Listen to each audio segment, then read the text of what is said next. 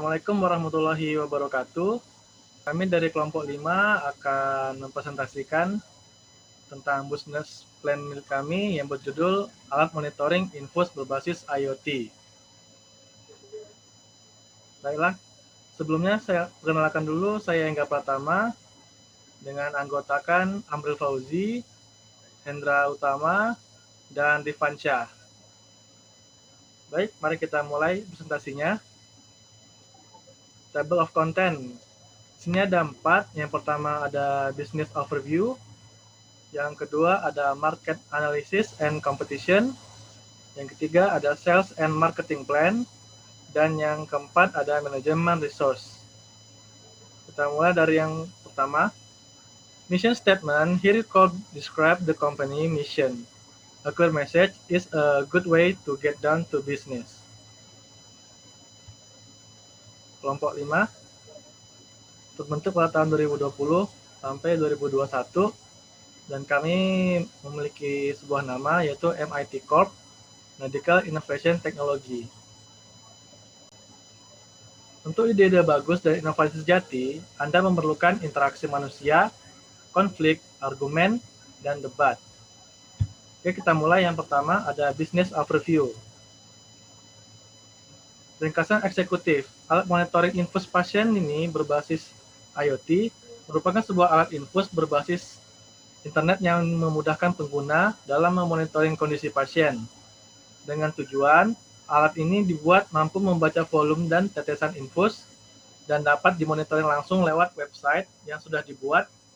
Alat tersebut dapat memberitahukan apakah infus habis dan dikirimkan melalui website yang setelah dibuat.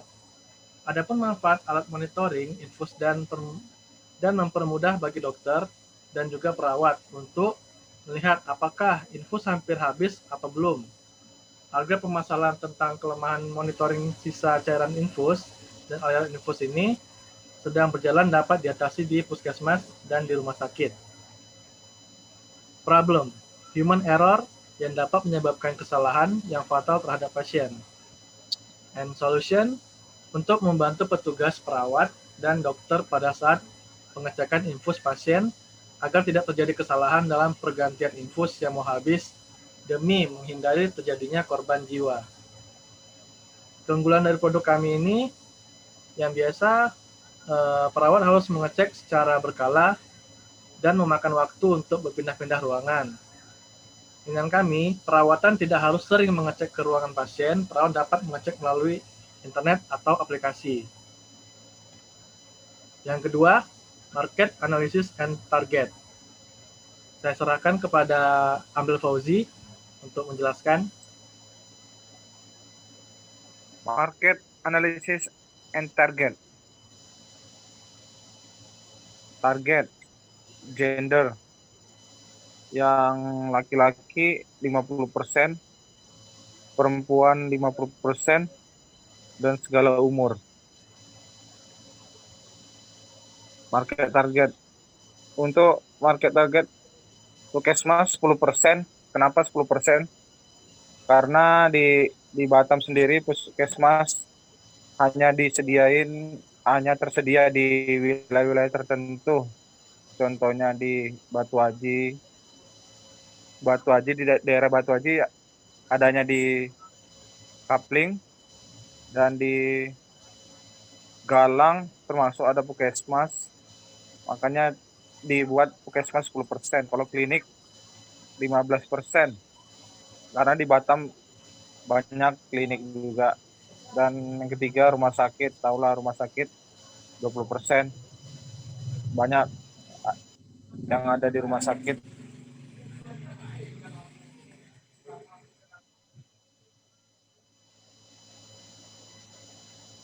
Yang bab 3 akan dijelasin oleh Rifan Syah, Sales and Marketing. Oke, yang ketiga adalah sales dan marketing. Jadi bisnis kami ini mempunyai rencana ada 3 sistem penjualan. Yang pertama ada basic, pro, dan premium. Basic hanya menjual alat saja tanpa ada tambahan. Lalu ada pro, kami menjual alat dan pemeriksaan berkala. Dan yang premium, kami menjual alat dan mendapatkan pemeriksaan langsung dari teknisi yang membuat alat. Dan ini adalah penjualan kami dan distribusinya. Pertama, negosiasi, lalu kedua pengiriman alat, lalu pemasangan alat, lalu pengujian alat di tempat. Dan ini adalah periklanan dan promosi kami. Pertama, periklanan kami melakukan iklan dengan testimoni dari pengguna yang sudah membeli alat. Lalu ada PR dengan melakukan perbandingan dengan alat yang ada, dengan alat kami, dengan tujuan menunjukkan bahwa alat yang kami jual sangat berguna. Lalu advertising online dengan melakukan iklan online di beberapa aplikasi dengan tujuan menarik perhatian pembeli.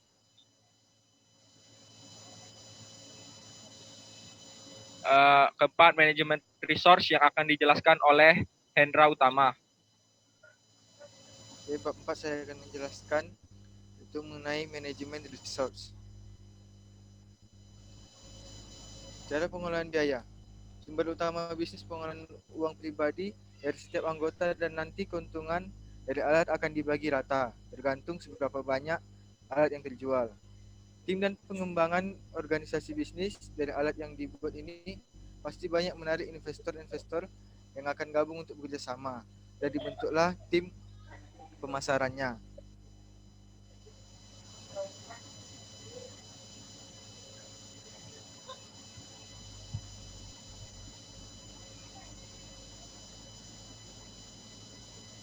Biaya yang kami butuhkan untuk pembuatan satu alat yaitu Rp431.600.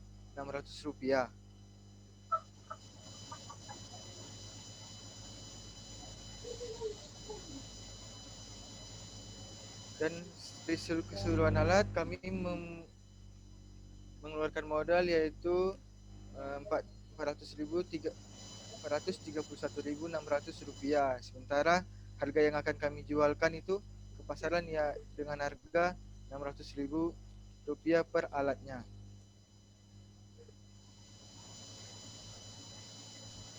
Yang kelima. Bab 5, operation plan akan dijelaskan oleh Inga. Baik, yang kelima, operating plan. Our process to sell the product. Untuk pemasangan alat, sebelumnya step 1, alat sudah teruji dengan layak apa tidak baru bisa dipasarkan. Step 2, untuk pemasangan alat harus dibantu oleh perawat dan dokter agar tidak terjadi kesalahan yang fatal. Step 3, apabila sudah terpenuhi, semua barulah alat bisa dipasarkan ke klinik dan rumah sakit terdekat. Step 4, sales akan memasarkan produk tersebut ke pimpinan rumah sakit dan meyakinkan bahwa produk ini sangat berguna bagi dunia kesehatan. Dan step kelima, distributor akan memasukkan alat-alat tersebut ke rumah sakit atau klinik yang sudah bekerja sama dengan produk ini. Berikut adalah desain dari bentuk mekanik dari alat. Di sini ada tempat box untuk elektroniknya. Di sini ada pipa sebagai penumpang. Ini ada infusnya. Di sini tempat untuk penampungan pengujian atau biasa digunakan langsung ke pasiennya. Dari infus, di sini ada sensor, ada deteksinya, nanti ini bisa langsung ke pasien. Berikut dimensinya, bisa kita lihat. Bagian bawah, tinggi dari untuk alatnya, dan total tinggi dari tiangnya. Setelah itu, dimensi bagian kaki itu setara. Terima kasih dan telah mengikuti presentasi kami. Jika ada pertanyaan, kalian bisa mengirim di email kami yaitu matcorp.corp@gmail.com dengan nomor 620421838. Please keep this slide for exhibition. Terima kasih. Selamat malam. Assalamualaikum warahmatullahi wabarakatuh. Waalaikumsalam warahmatullahi wabarakatuh.